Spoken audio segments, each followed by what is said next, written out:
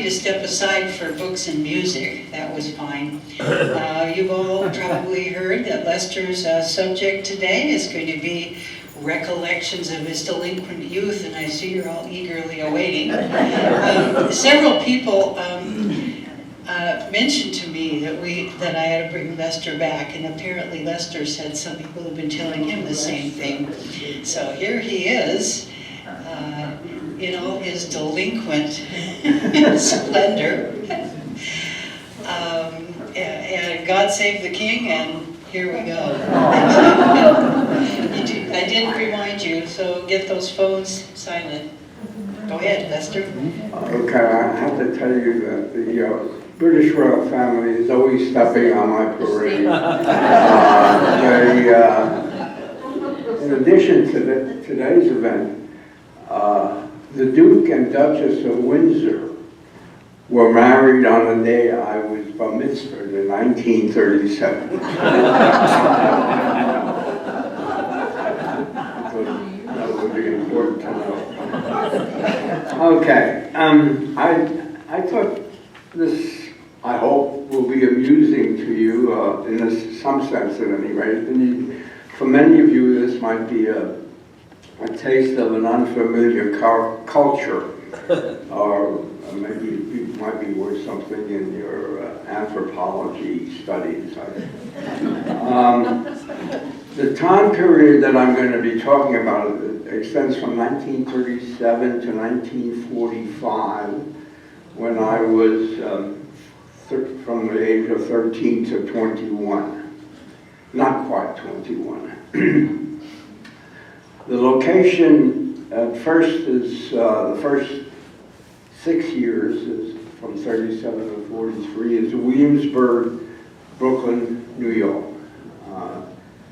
Some of you may be familiar with, you probably have heard of it. Williamsburg these days has two factions. One is a Hasidic Jewish group, which is pretty extreme, and the other is pretty high class, apparently. It was not that way when I was there. And then from the spring of 43 to May 45, I was in the U.S. Army in many places around the country and in Europe. We were quite poor, this was a depression, remember, and as were most of the people in Williamsburg. And just to give you a flavor of how much things cost in those days, let me just list a few things that I remembered. A hamburger was 5 cents, but you often got a free root beer with it. Quarter milk was 10 cents. Subway or trolley fare was 5 cents. Newspaper, 2 cents. There were probably at least a dozen newspapers in New York at that time. The New York Times may have cost 3 cents, more.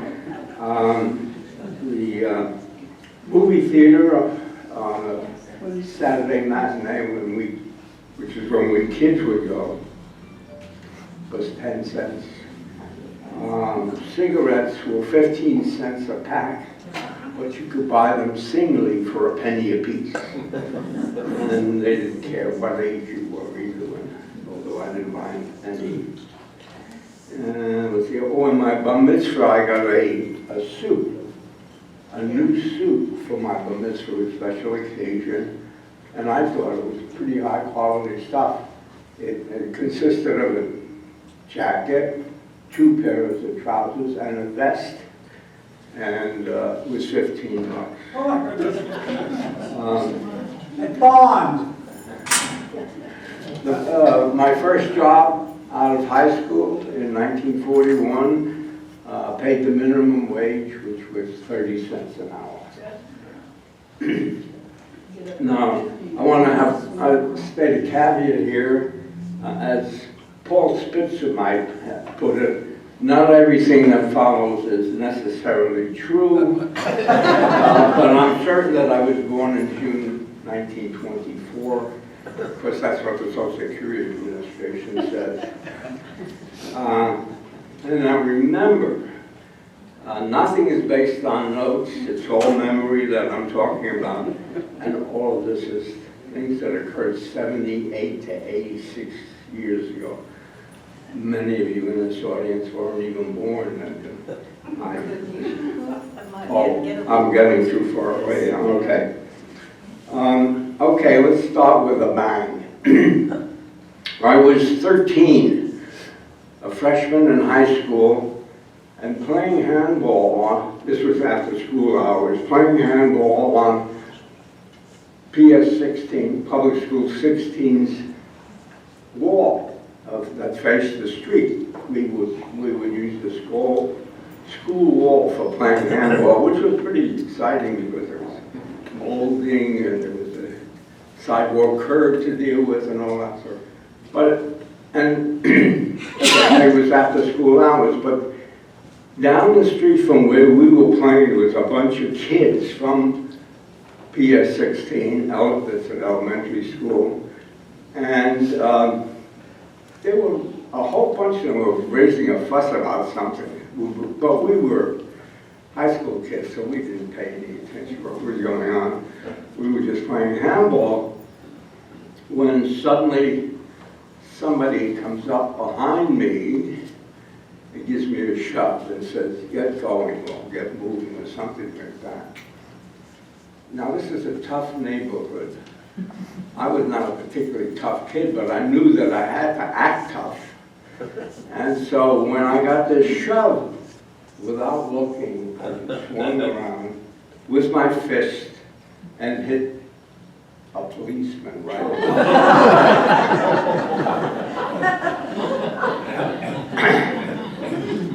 He didn't take kindly to it, and he proceeded to hit me with his billy club several times. In fact, I had a very hard time sitting for about a week. And then I got hauled in to the police station. Remember, I was 13. They didn't book me. As an aside, I hope I don't lose my train of thought here, but as an aside, I should tell you that despite all the nefarious things I got into, I was never arrested for anything nefarious. I did get arrested twice,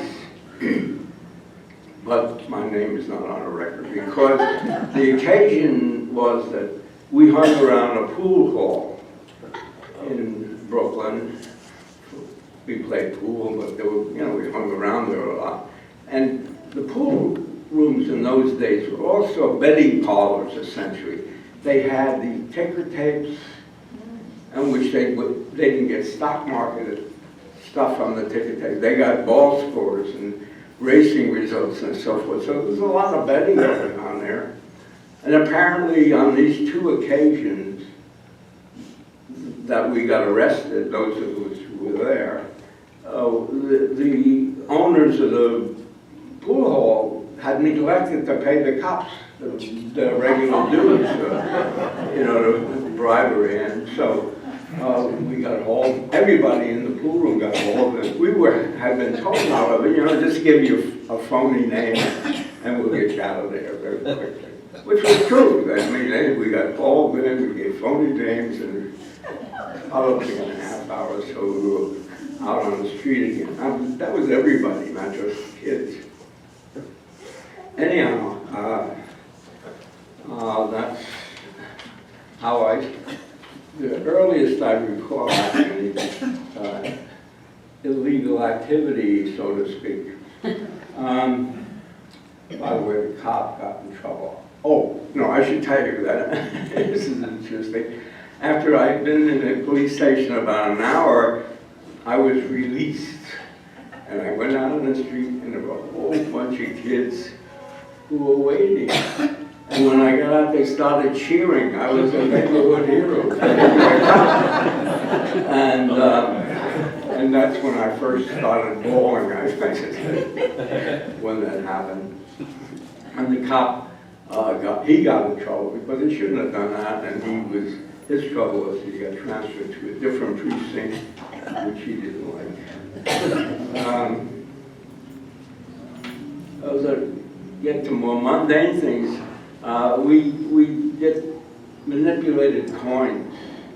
Some of you probably have done the same. I mean, we take a penny and put it on a trolley track. With lots of trolleys in those days. And the trolley came along and ran over the penny. Usually it was distorted in such a way that you could take the penny, put it in these vending machines, glass gold vending machines that had nuts, pistachios, pumpkin seeds, things like that. You put the penny in, you turn the crank, and a whole bunch of nuts would come out, and you turn it back. Now the penny was supposed to drop, but if it was distorted, it didn't drop. So we just kept nuts. With a nickel, this is really ludicrous. We would somehow get a hole into a nickel and tie a string around it, or a strong thread, and then use that to make a phone call. Put it in, drop it in, make it would activate, and then you pull it out and you could talk. There was just one thing wrong with that.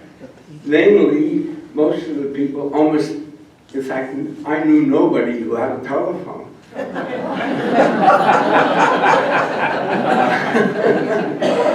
So, what would you use the nickel for? You would call, this is the corny stuff of kids, remember we were kids.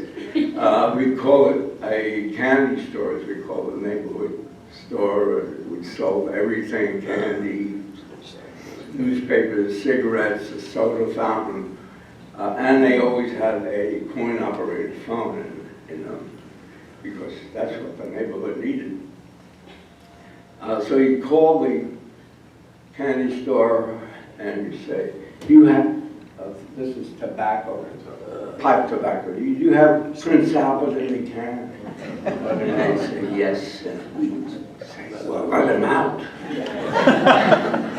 We thought that was hilarious. I remember calling one guy who worked in a poultry store, chicken store, as we would call it. The stores were very specialized in those days. And this store, that's all they sold, were chickens.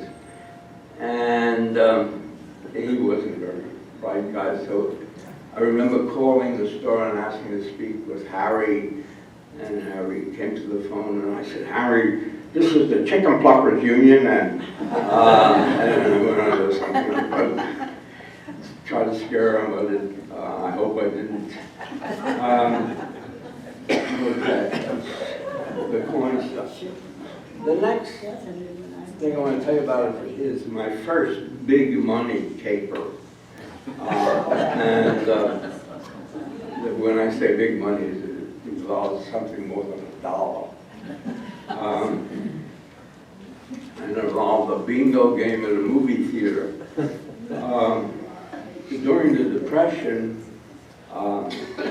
many evenings, what you would get with an admission, I don't know what the admission was because I never paid admission to a movie theater. What you would get this two main features, a bunch of short subjects, cartoons, newsreels, stuff like that. Dishes, you go in and you would get a dish of a set, and so if you kept going it often enough, you'd get a whole set of dishes, cups and all that. And bingo. Bingo was the thing that I was most involved with. We had a man in our neighborhood who was a projectionist in a movie theater. Anybody know what a projectionist is? They don't have them anymore, but that's how he made his living. And he and the manager of this movie theater were in cahoots on a phony game, phony bingo. And what would happen was the projectionist would I don't know how often, he would recruit 3 or 4 teenagers like myself to go and participate in the bingo game. I probably, when it was going on, maybe I did it every 3 or 4 weeks, something like that. We would be given a ticket of admission to the movie and a bingo card. The bingo card was stacked. It was phony. And we'd go there, and the bingo game would start.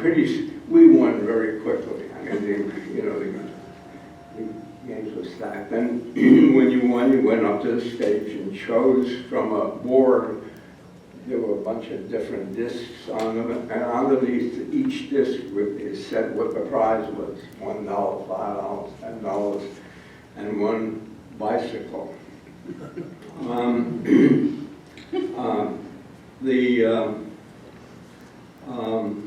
We were told never to take the bicycle, and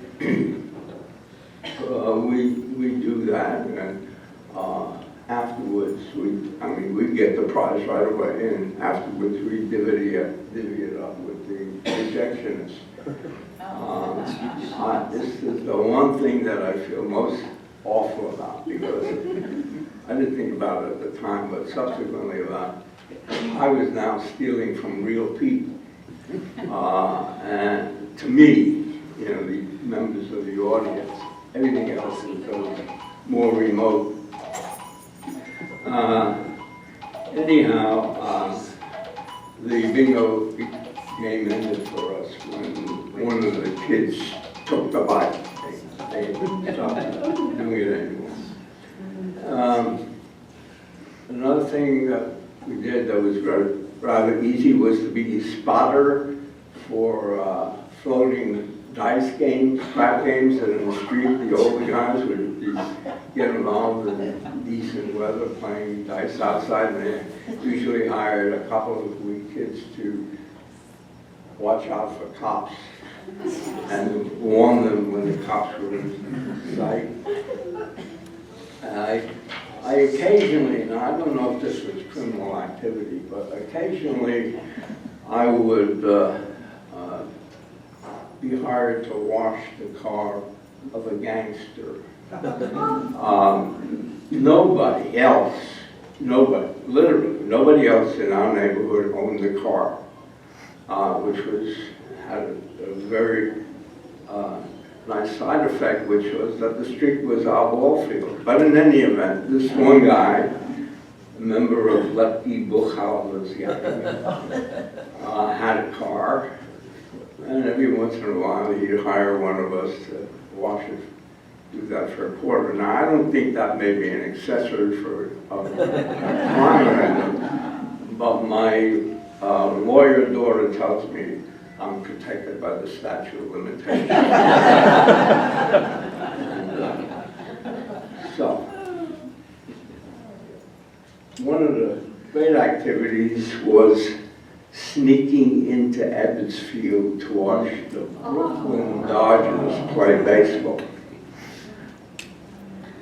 Another man, young man in our neighborhood was a vendor, peanuts, Cracker Jacks, that sort of stuff, at Ebbets Field. And his admission was simply showing the cap that he had as a vendor. There was a special cap that vendors, probably at all ballparks had, and he had this one, and that's all he had to show to get into the Ebbets Field.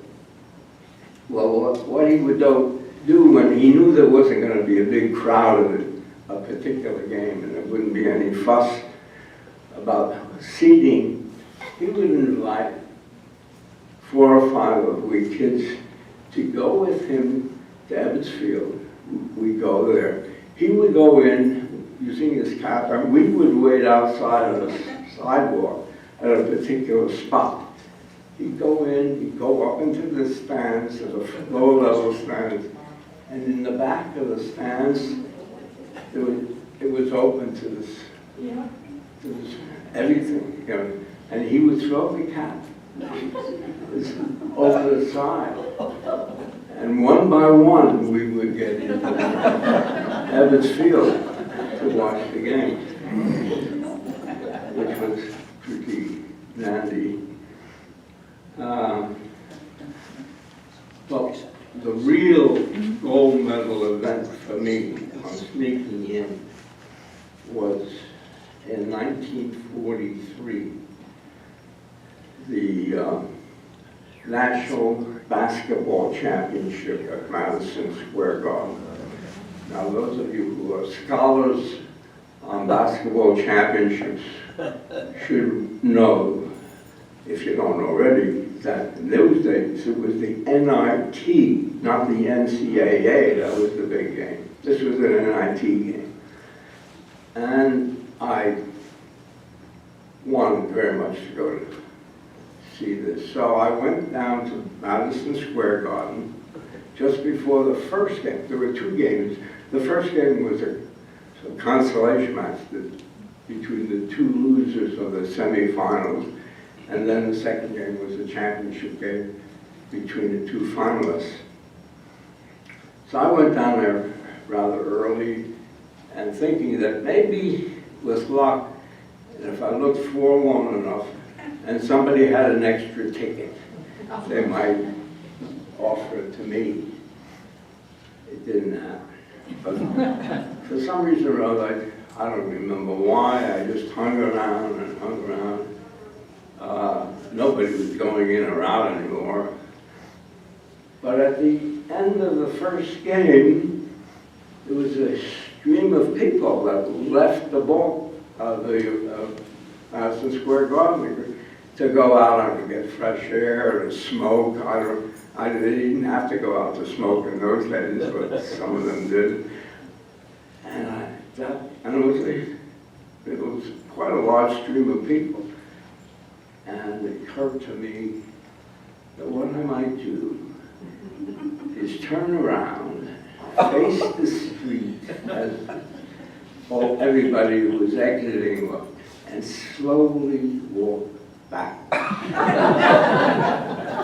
And it worked. It really worked. And I got into the Madison Square Garden, and I was in already, but I didn't know what to do about seating, and I noticed after a few minutes after the game started that there was an empty seat a few rows behind St. John's bench. The game was between St. John's University and some school from the Midwest. And I just got the seat behind the St. John's bench for the rest of the game. I thought that was an amazing achievement. Okay. Let's see. A few weeks later, it wasn't punishment, but I was drafted by the U.S. Army. And this began needless to say, a very new phase of my life.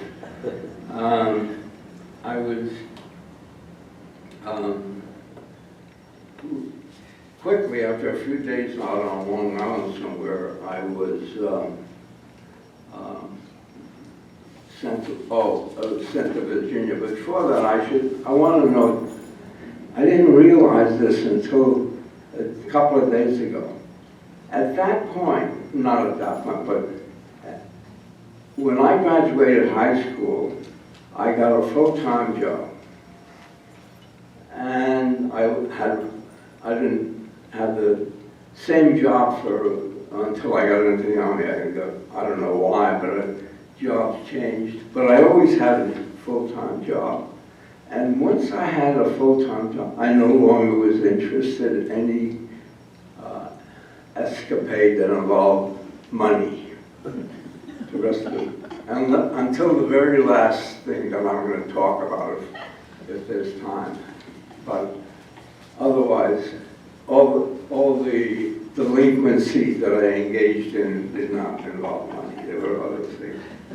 Anyhow, I was drafted, sent down to Virginia for 12 weeks of basic medical training to be a medic in the infantry. And that was going to be my life. And it didn't take long before I got to be delinquent down there. But the most notable thing was that within a few weeks, I realized that having a weekend pass that we were given in the Army, that it was restricted. We were not allowed to go. We were in near Blacksburg, Virginia. We were not allowed to go any further than Richmond, Virginia. But I didn't like that. So I would go to New York, go home. I did that about every 3 or 4 weeks. And the cadre, the cadre of the trainers, permanent staff at Camp Pickett who were training us, knew that I was doing this, that I wasn't allowed to do it, but I did it, and they knew it because they were doing it too, and so they squealed on me. The only trouble I had with that was that one time I was on the train and I could see a couple of MPs, military police, walking down the train, checking GIs for, I don't know, passes, I guess. And that gave me quite a fright. And I managed to take cover in the baggage car on the train and escaped any trouble. But I had no consequences of my having gone well beyond Richmond. There was another event that occurred down in Camp Pickett, Virginia. We were playing in a crap game, dice game. We recruits who were having a game to which the cadre were banned. They were not allowed to play with us, but they did. And on this occasion, I noticed, because I was a city slicker, most of the guys were from rural mountain areas and such, I recognized them very quickly. So when the cadre rolled the dice had only 4s, 5s, and 6s. There were no 1, 2s, or 3s on these dice. And that means almost couldn't lose. I mean, this is really very crude, but I was amazed that nobody else spotted it, but I did. My initial reaction was not very honorable. I decided instead of betting against them, I would bet with the cadre when they were rolling the dice. And but I quickly decided I didn't like that either, and I just left. I should have reported that to the higher ups, but I didn't have the guts to do that. Anyhow, I was an excellent soldier in this training program. I was the top of the class of about 40. And at the end of that, I was promoted to corporal and kept on as cadre. That didn't last long. Within less than 2 weeks, I got into a fight with its mess sergeant.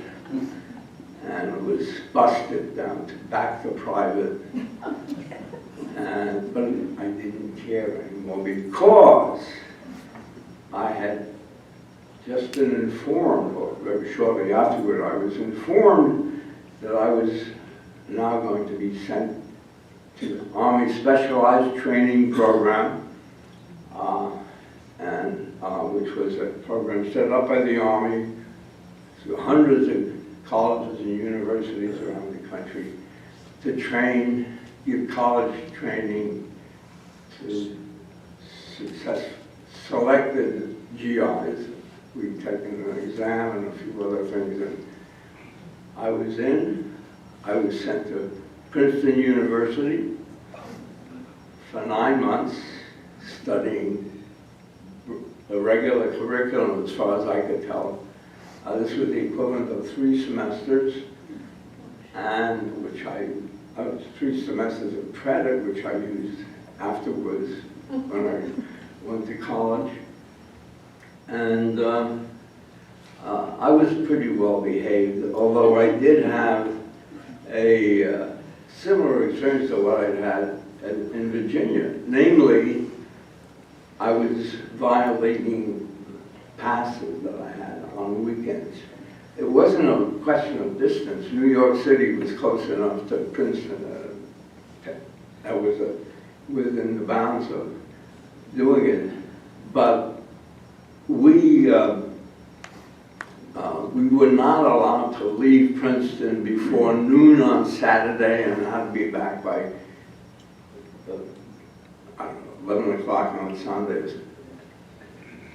But we had nothing to do. You know, we didn't have anything to do Saturday morning, so I and a few other guys, we started taking the train as early as we could on Saturday morning. And it was working fine until somebody caught on or squealed or whatever, and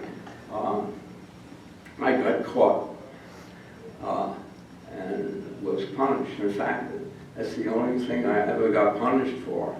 And it was just, it was almost like cleaning stables. I mean, it wasn't stable, but that's what the punishment was. Of course, I couldn't do that anymore once that happened. After 9 months at Princeton, everywhere in the country where they had this Army Specialized program, training program, it was ended. The whole thing was done for. Apparently, this was now probably around March or April of 1944. Apparently, the Army was now preparing to have more cannon fodder ready because they were planning on the D-Day invasion of Europe, and they wanted to make sure that they had enough troops. I missed that, the fun of that one. And so it ended, and I was sent to Colorado into an infantry division there, but that didn't last long. Nothing that I did, but about a month or two later, I was sent from there to Mississippi. I have a hard time saying that. I'm going from Colorado to Mississippi, driving late spring in tropical heat, wearing my winter uniform. It was just awful. But anyhow, I was sent there, and to top it all off, it was a new outfit, and I was placed in another training program to be a medic, as I had been trained in Virginia. I went from the best soldier in the outfit probably to the worst one in this one, and it was so bad. I was so bad, I should say, that when this division, I think it was the 69th Infantry Division that I was in at that time, were preparing to go overseas to combat, they found that they had too many soldiers. More than they were supposed to have. So they discarded some of them. And I was one of the discards. I was that bad. They didn't want to have me around. And so I was transferred to the 65th Infantry Division, and ultimately did go over, a couple months later, did go overseas. In Mississippi, I think I was there about 7 months. Only 2 times did I leave the base to go anywhere in Mississippi. It was so unappealing to me. But I did go to New Orleans maybe half a dozen times while I was there. And I liked New Orleans quite a bit. And the only transgression that I remember in all that time was that and I don't want to go into it because I'm running short of time. I just will tell you that I pretended to be an officer in New Orleans. If anybody wants to know, I can tell you later. Anyhow,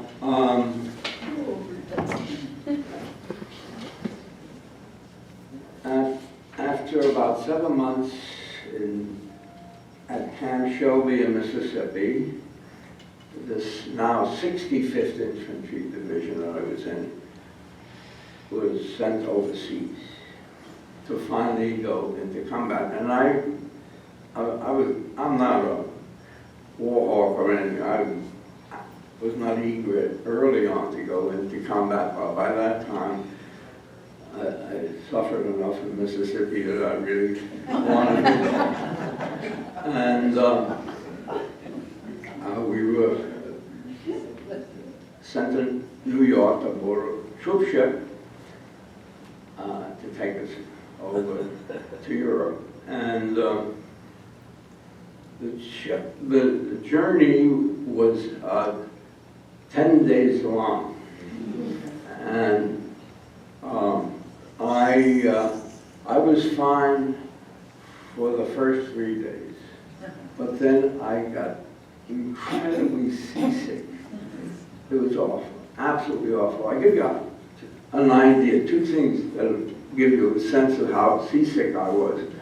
One was, after I got seasick, let me back up a bit and tell you that we were on a troop ship that had been a liner, like the Queen Mary, it wasn't those 2, but it was that kind of vessel, like the Queen Mary, the Queen Elizabeth.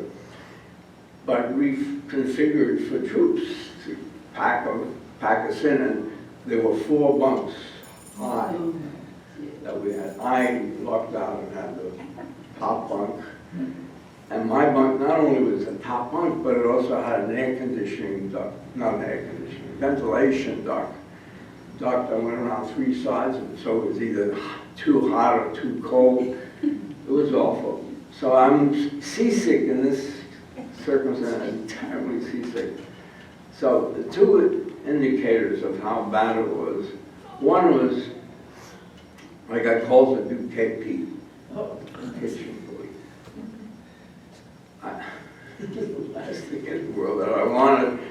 And so when I got called, my only reaction was this was over the PA system on the ship, was to curse the PA system or whoever was speaking in the foulest language I could manage, because I wasn't by no means going to do anything close to being in the kitchen.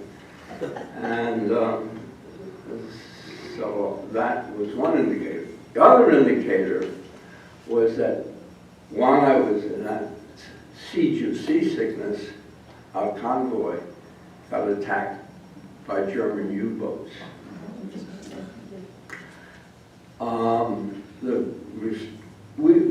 This convoy probably had several dozen ships in it. I don't know, but I'm just guessing from what I had seen. And it was arranged such that the troop ships, I don't know how many there may have been, 2 or 3, were in the center of this convoy, and all the freighters and such were around the perimeter. So we were pretty safe, apparently. And loudspeaker systems told us what to do, because I was pretty insensitive to that. In fact, my only reaction to being told what to do in light of this attack was to comment to myself as I said, I don't care if I die. I literally was so sick, I didn't care. But at the end of 10 days, we finally reached Le Havre in France, which was our destination, and we were to disembark, except that it was nighttime when we got there. We couldn't do that at night, so they anchored the ship. And as soon as it was still, I was absolutely famished. I had not eaten, or I had eaten very little for a week. So I was desperate for something to eat. I didn't have anything around me. And the only thing I could do was to go down to the mess area and see if I could do anything there. And I got there, and the mess facility was gated with, I don't remember what kind of material, blacktop. But I was so desperate that I broke in somehow, criminal break-in. And the only thing I could find to eat was a stream of hot dogs. There must have been 10 to 15 hot dogs on this string. That's all there was. So I took it, wrapped it around my neck, and started eating the hot dogs. And into the poker game. I don't remember what happened in the poker game, but I wish I had a photo of it. Quite a sight. Anyhow, so I broke in and I stole things. It's the most violent crime I think I committed. But it was lucky, as a matter of fact, that I did it, because we disembarked the next day, and 15,000 members of the 65th Infantry Division, 15,000. And they were not prepared for us, the U.S. Army. They weren't surprised that we were there, but they were not prepared to feed 15,000. We had a mess line, two mess lines for 15,000. So people would get on, and so if you can imagine how long that took, and if I hadn't had the hot dog, you get online and you get your food, your mess kit, and you get back online to wait for the next meal. We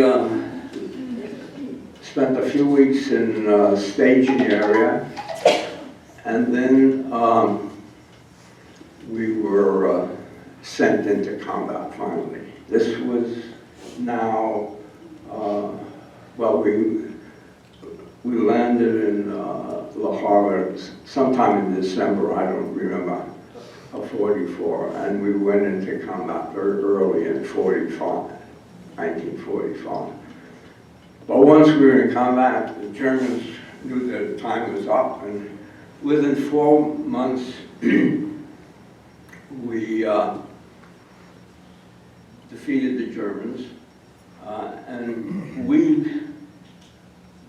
the 65th Infantry Division, which was part of the 3rd Army for Earthly Group, care about things like that, patents for the Army. We met the Soviet Army just outside of Linz, Austria, 2 days before VE Day. And were jubilant, needless to say, and but things were pretty chaotic.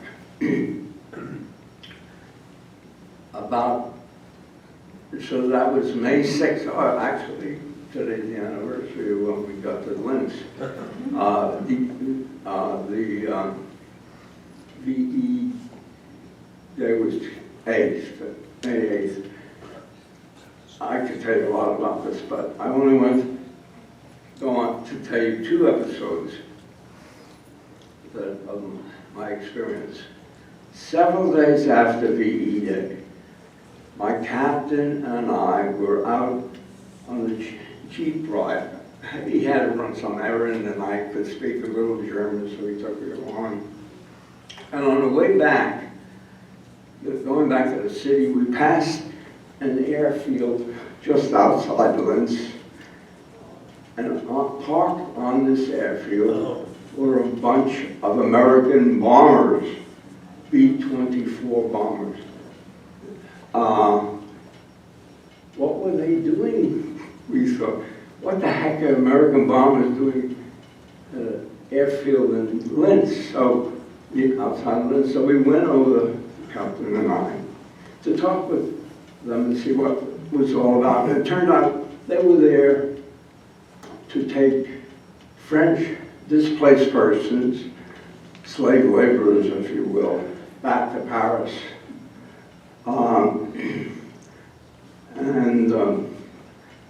The captain and I separated somewhat, and we talked to different crews. And the crew I talked to,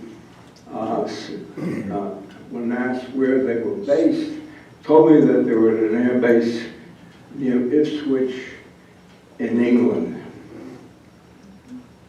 Turned out that that was an air base how my cousin was at.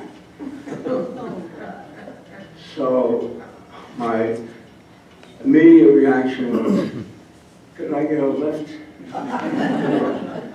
And these air crew were really very sweet guys. I said, sure, why not? So I went back to the captain and I said, Captain, you don't wait for me if you want to go back. I'll get to Linz somehow. I'm going to hang around here. And so he left, and I was there talking to these guys. I had what was called invasion money, special kind of currency we were given. Well, we were there, and it was to me it looked like monopoly money, but it was legal.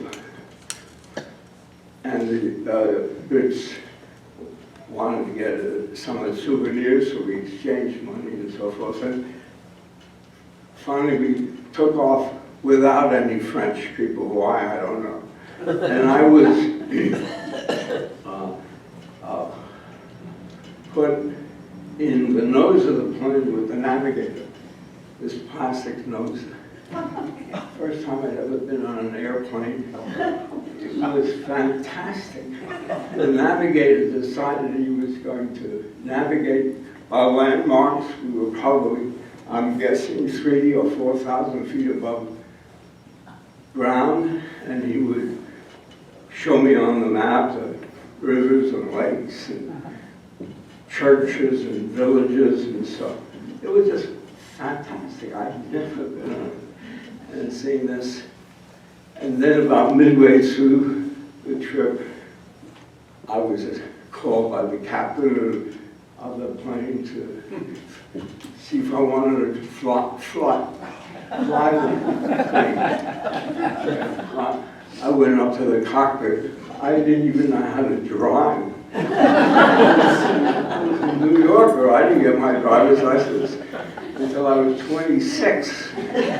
But anyhow, I we put in a co-pilot seat and had a controller thing. I felt kind of frightened because I didn't know what the heck I was doing. It didn't really matter, but I didn't. And after 15 minutes, I crawled back to the nose of the plane. We landed, and when we landed, I realized something that I had to worry about, namely that I had a helmet.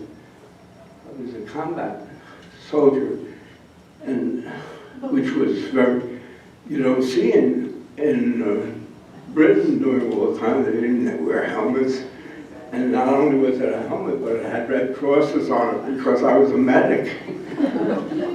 Very conspicuous. So unfortunately, I caught that early after landing. Found my cousin's barrack, found his bed, but he wasn't there. So I laid down on it for a nap, and pretty soon Goldilocks appeared. And said, "Who the hell's in my bed?" You know, anyhow, it was a great reunion. I spent, I think, 4 days pub hopping with him, or mostly in Cambridge, which was not far away. And then I thought, you know, maybe I ought to go back to my outfit. And I never thought of how I was going to get back. But somehow I managed to find a flight that went to Munich. And by that time, some of the trains were running again, and I was able to get a train back to Linz. Nobody, except my roommate, had noticed that I was gone. That chaotic. And then finally, I want to tell you one more tale. Still in Linz, it was about a month later, and I was approached by a bunch of guys, well, not a bunch, a few guys from the Quartermaster Corps who wanted me to carry out an exchange of money for them. Let me back up and tell you, when we were in Europe, we were given this invasion money that I mentioned, which was like monopoly money to us. That was legal tender, but also legal tender was the old Austrian shilling that the natives, if you will, used, but both of them were legal. However, you could not send home money that was not invasion money. In other words, you couldn't buy money order to send home. So these quartermaster guys had apparently sold off on the black market various kinds of supplies that they had their hands on, and they sold them to the Austrians, and they were being paid the old Austrian shilling. They had a lot of Austrian shilling money. The Austrians, on the other hand, didn't like the invasion money. And one vendor in Linz had a huge amount of this invasion money. It was a wine cellar. I mean, literally a wine cellar that was selling wine to GIs who were paying with the invasion money. So these quartermaster guys came to me because they had heard, I didn't really know them, but they had heard that I knew some German. And I was not very good, but better than anybody else they could find, apparently. And they asked me if I would take their money, their Austrian shilling money, and exchange it for invasion money with this wine cellar people. And I agreed to do that. And given this big bump. I can't tell you how much it was. I can tell you a little later how much I got out of it. And went to the wine cellar. I get there, and there were 2 MPs there and saying you can't go in.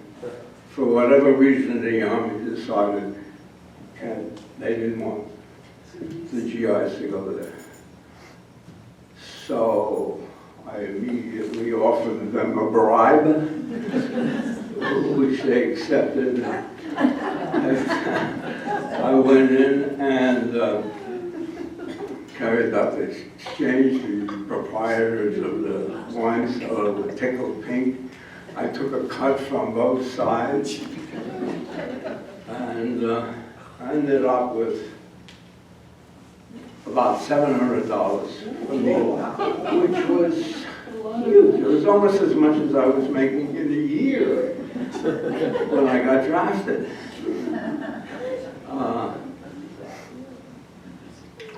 That was not legal, what I did. It was my last significant juvenile delinquency. For those of you who are interested in poetic justice, I can tell you that on the trip home, we anchored off Brooklyn, because again it was nighttime and we couldn't go in. And I knew there was a wedding I wanted to be at in Brooklyn that night, so I couldn't sleep. I got into a poker game and lost almost all of that stuff. I think that's enough.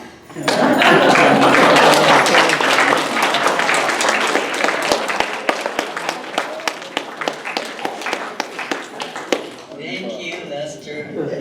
I have just one question. Were those hot dogs kosher? Not in the least, and I don't even know if they were cooked. I'm sure they weren't kosher. I wouldn't have cared. Okay, go ahead. Lester, are you aware that there's 2 gentlemen outside asking about you, and one of them would only sign in as FBI? Statute of limitations, right?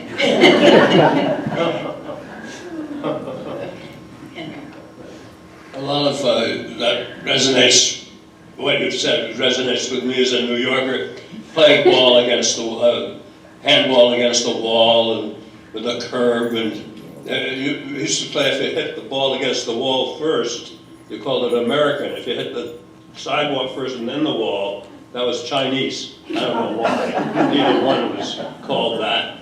Another thing is that about Williamsburg, a friend of mine taught in Saudi Arabia, and she was tutoring the princess in English, and the princess of Saudi Arabia has a mansion in Williamsburg. That's how much it's become gentrified. Wow. Wow. Is anyone else? Okay. That was great. Lester, that was great. Thank you.